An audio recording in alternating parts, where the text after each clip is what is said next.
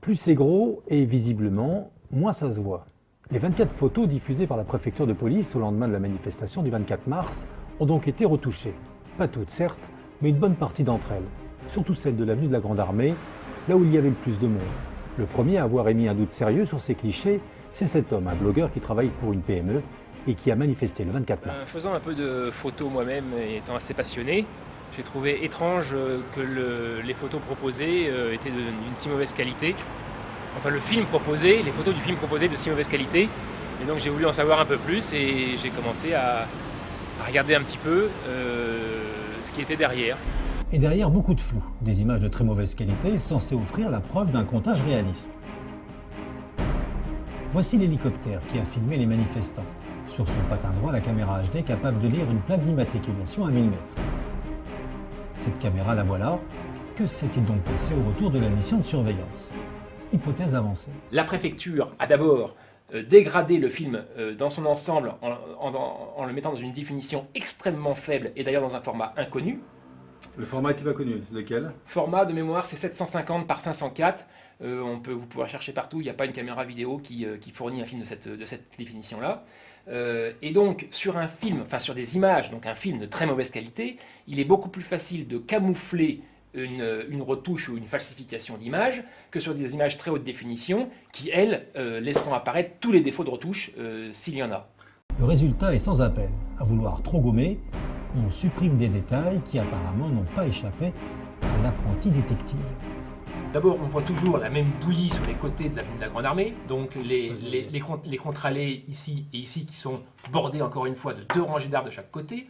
Mais là, ils ont dû aller un petit peu vite parce qu'on se rend compte que le passage piéton qui est ici et ici, si ici on peut considérer qu'il est un petit peu caché par des arbres, ici il devrait être parfaitement présent, d'ailleurs on le voit, on le devine ici, sauf qu'il est complètement dégradé en termes de qualité, on ne distingue plus les lignes les unes des autres. Étape du recomptage, les images aériennes.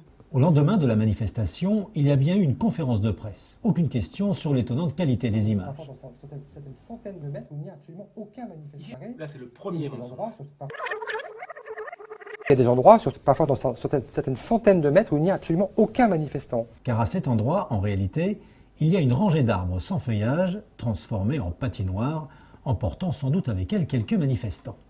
Deuxième curiosité, la différence de qualité entre des images pourtant issues d'un même film. J'avais moi-même fait une petite étude entre Neuilly et Grande Armée, et j'avais détecté que les images de Neuilly n'étaient probablement pas retouchées du tout, puisque, encore une fois, fin de cortège, et à Neuilly, on distingue très bien les marquages au sol, les voitures garées, les silhouettes des gens qui défilent. On prend maintenant la même image de l'avenue de la Grande Armée, faite par la même caméra vidéo. On constate que la même image est beaucoup plus pixelisée ici que ici. Et pourquoi? Parce que cette image ayant été manipulée, encore une fois, des passages piétons qui disparaissent, les arbres qui sont raboutés les uns aux autres pour faire croire qu'il n'y a personne, font que cette image devient illisible et de bien plus mauvaise qualité que celle de Neuilly Grande Armée. Nous avons voulu nous procurer la vidéo d'origine à partir de laquelle ont été extraites ces photos. Apparemment, aucune difficulté. La réalité est un peu différente. Enfin, deux possibilités. Soit vous nous envoyez une demande par mail, D'accord.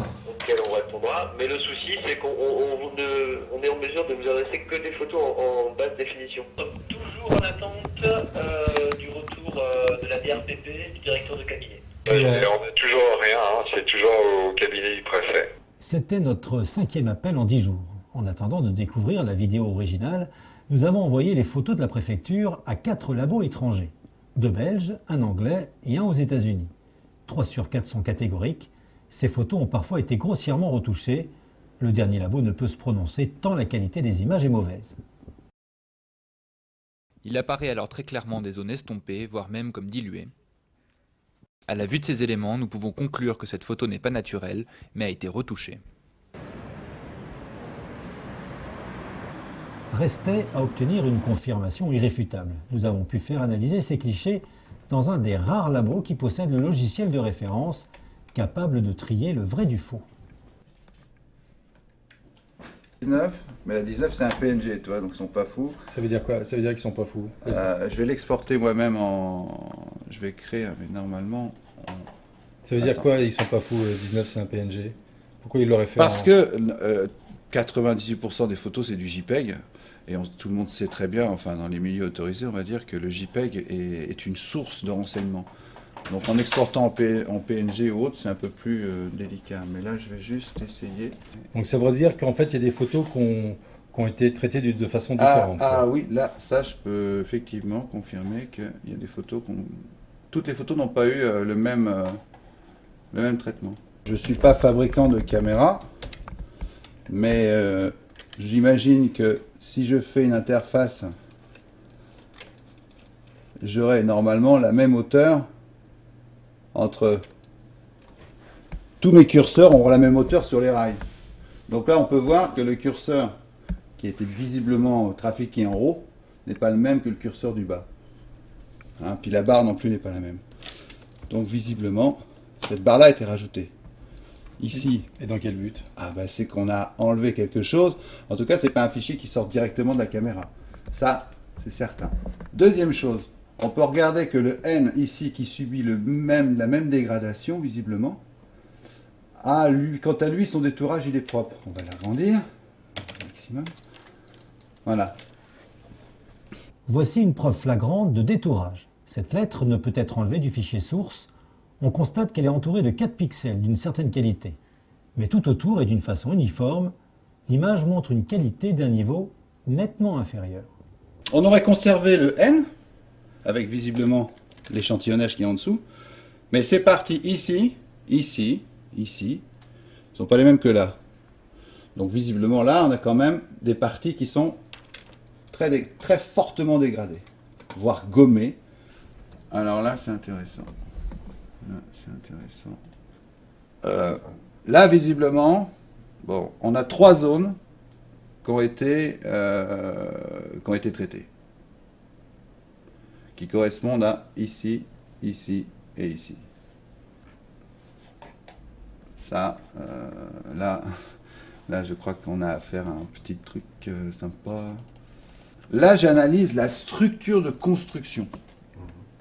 La structure de construction, on va dire, pour résumer, la structure, la grille des pixels. On voit très bien que là, même si ça n'a rien à voir avec la teinte ou la couleur, là, il n'y a plus de structure, là, ici. Il n'y en a plus là, et il n'y en a plus là. Et là, on voit que ça correspond quand même, comme par hasard, des espèces de taches qui sont par là, quoi. Quand tu dis waouh, ça veut dire quoi? Ça veut dire que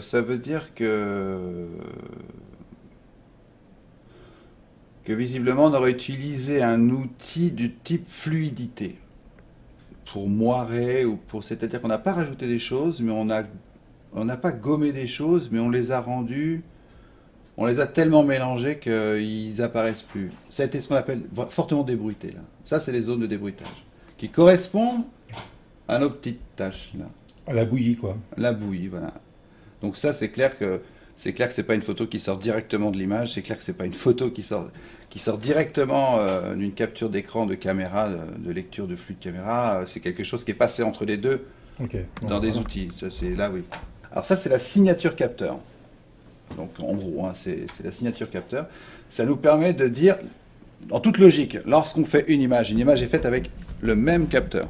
Ça veut dire que la caméra, elle capte, elle saisit tout son truc, elle fait son analyse, elle nous voit une image. Bon.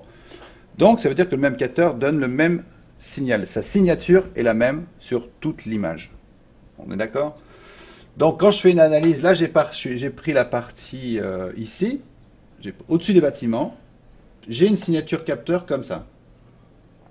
Lorsqu'on lui demande de on va dire, la rationaliser par ce qu'on appelle une convolution, on a encore ce signal qui est donc classique, une étoile avec ses points et autres, et on va l'avoir, voilà, la signature elle est là, donc on a ce spectre-là, donc c'est une chose.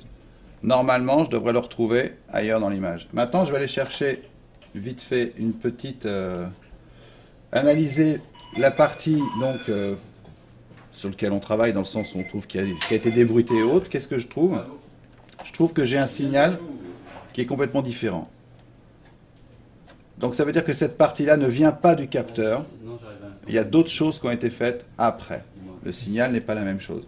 Là encore une fois, ça nous permet de confirmer que c'est clair que c'est pas une photo qui sort directement de la caméra, c'est une photo qui est passée par une post-prod et auquel on s'est amusé à visiblement, effectivement, ou enlever ou rajouter. En tout cas, c'est pas un original.